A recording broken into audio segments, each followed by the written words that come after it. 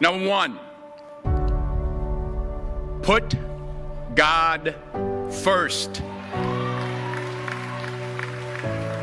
Put God first in everything you do.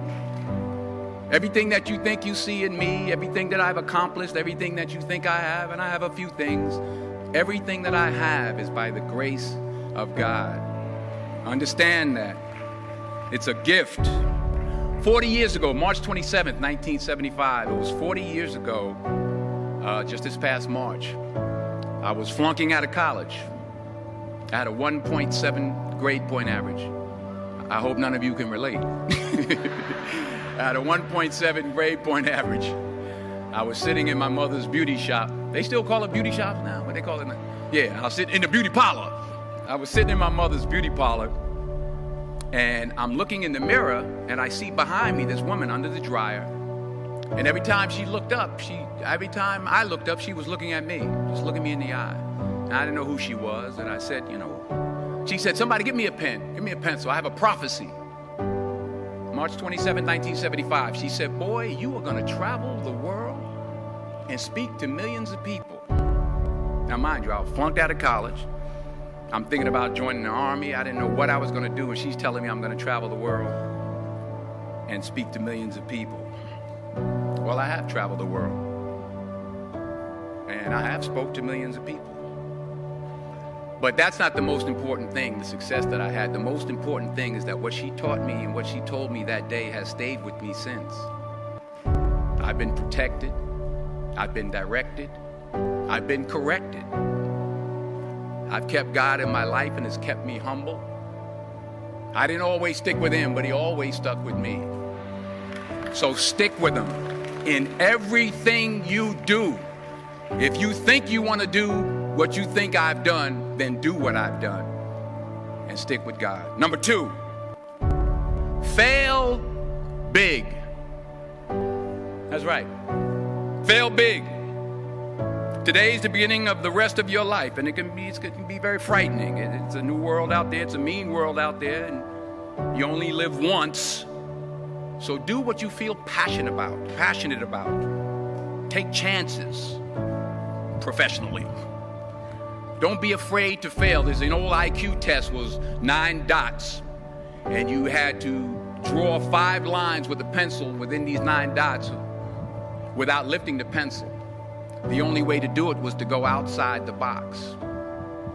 So don't be afraid to go outside the box. Don't be afraid to think outside the box. Don't be afraid to fail big, to dream big.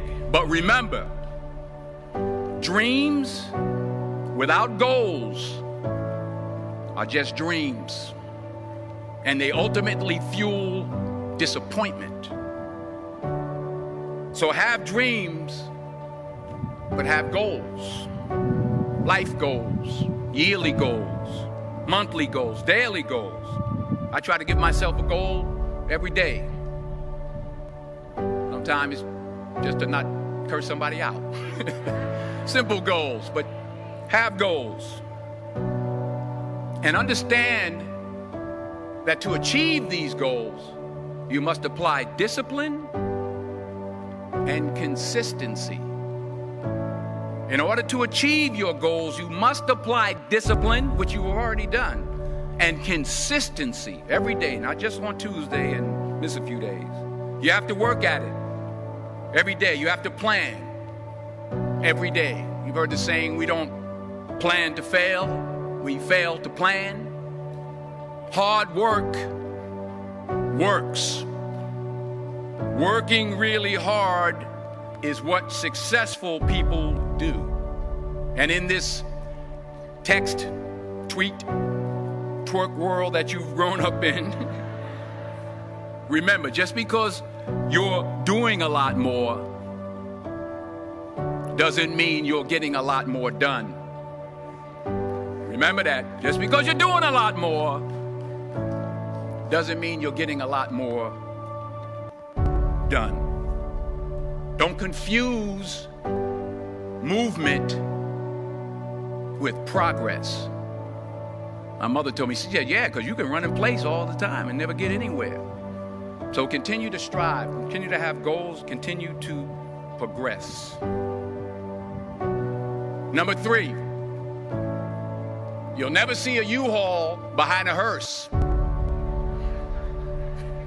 I'll say it again. You'll never see a U-Haul behind a hearse. I don't care how much money you make, you can't take it with you. And it's not how much you have. It's what you do with what you have. We all have different talents. Some of you will be doctors, some lawyers, some scientists, some educators, some nurses, some teachers. Yeah, okay. Some preachers. The most selfish thing you can do in this world is help someone else. Why is it selfish? Because the gratification, the goodness that comes to you, the good feeling that I get from helping others, nothing's better than that. Not jewelry, not big house I have, not the cars, but it's the joy. That's where the joy is, in helping others. That's where the success is. Finally, I pray that you put your slippers way under the bed tonight, so that when you wake up in the morning, you have to get on your knees to reach them. And while you're down there, say thank you for grace. Thank you for mercy. Thank you for understanding. Thank you for wisdom. Thank you for parents. Thank you for love. Thank you for kindness. Thank you for humility. Thank you for peace. Thank you for prosperity. Say thank you in advance for what's already yours. That's how I live my life. That's why I am, one of the reasons why I am today.